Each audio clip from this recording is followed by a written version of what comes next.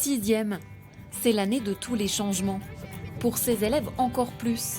Issus de 2 collèges de la cité éducative d'Amiens-Nord, ils ont intégré cette année une section internationale américaine. Et le cours a lieu volontairement dans un espace culturel. C'est une section internationale qui concerne un espace qui est celui d'Amiens-Nord, 2 collèges. Et donc on ne se voyait pas aller plus dans un collège que dans l'autre. Et le Safran, c'est un acteur culturel important également du quartier Nord. Et donc on a trouvé très intéressant de pouvoir faire ces cours ici. Who wants to read the first question? What is the correct definition of the word city? Dans cette classe, en plus de cours de littérature américaine, l'histoire géo est enseignée pour partie en anglais. C'est la première fois en France qu'une telle section est proposée dans 2 établissements en REP+, simultanément. Je me suis dit peut-être que je pourrais faire des études en anglais, voilà. Mais avant, je ne l'imaginais pas du tout. Je ne savais pas beaucoup parler anglais, du coup, je me suis dit je ne vais pas forcément réussir. On s'est rendu compte qu'il n'y avait pas beaucoup d'élèves qui demandaient, par exemple, à rentrer en section OIB en seconde. Certains se disent peut-être qu'ils n'en sont pas capables, etc., alors qu'ils ont les capacités intellectuelles pour le faire. Et on espère que ce type de section, eh bien, ça va leur donner l'ambition et l'envie, le droit aussi de penser à aller dans des sections extrêmement ambitieuses dès après le collège. Les cours visent aussi à développer une plus grande ouverture culturelle. Et les élèves peuvent compter sur leur assistante de langue, américaine forcément. C'est nouveau, ça, on rencontre pas ça tous les jours. Et c'est bien de faire connaissance avec des gens d'autres pays qu'en France. C'est vraiment super qu'en plus de recevoir leurs leçons en anglais, les enfants puissent avoir la possibilité de s'intéresser à d'autres sujets. Et je sais qu'au fil des années, ils vont aborder de plus en plus de sujets pendant ces cours où ils apprennent l'anglais. Un nouveau rythme de travail, un peu de fatigue, mais malgré leur jeune âge, ces adolescents affirment déjà être conscients des atouts de cette section. Et même si les choix de l'orientation semblent encore loin, de nouveaux horizons s'ouvrent petit à petit. Je pensais que c'était une vraie chance. Mais derrière ça, il y avait beaucoup de boulot à faire. Du coup, je me suis dit, je vais pas la lâcher, cette section américaine, et je vais bien travailler. Comme ça, mes parents ils sont fiers de moi.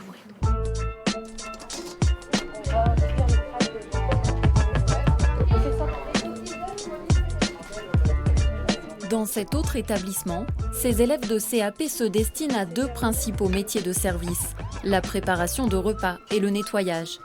Et ils sont également très motivés, car leur professeur a lui aussi voulu faire tomber des barrières. Tu me dis stop. Aujourd'hui, tous fabriquent des crêpes pour un événement, aux côtés d'étudiants en Master 1. Ça fait bizarre, on n'a pas l'habitude de travailler avec des étudiants. D'habitude, on n'est que nous, notre classe, on travaille ensemble. Et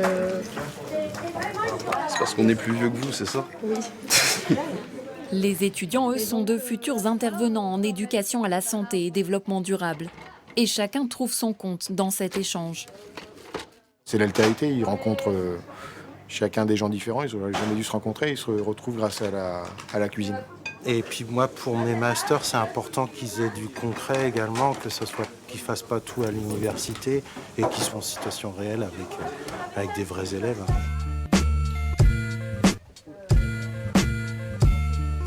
L'échange aussi pour valoriser les plus jeunes.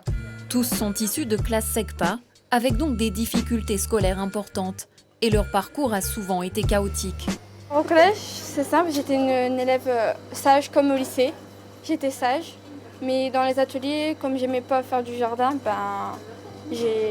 ça m'a pas plu. Du coup, j'étais méchante avec le prof et puis le groupe. Depuis que je suis ici, je suis mieux.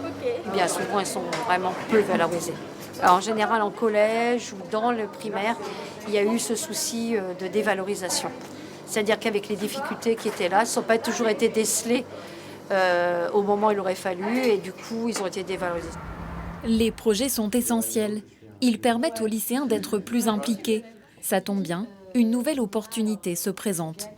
Et donc l'année dernière, on a organisé le festival Minuit avant la nuit, où on a donc une quinzaine d'élèves du lycée Édouard Grand. La responsable des bénévoles de ce festival amiénois leur propose la confection d'un buffet. Et leur enthousiasme suffit à convaincre leurs professeurs de continuer. C'est déjà de se poser la question quand on est prof de savoir qui on a en face de soi. Et si on essaye de se mettre un peu à leur place ou essayer de voir comment ils voient l'école, on peut peut-être mieux y répondre en se posant ce genre de questions.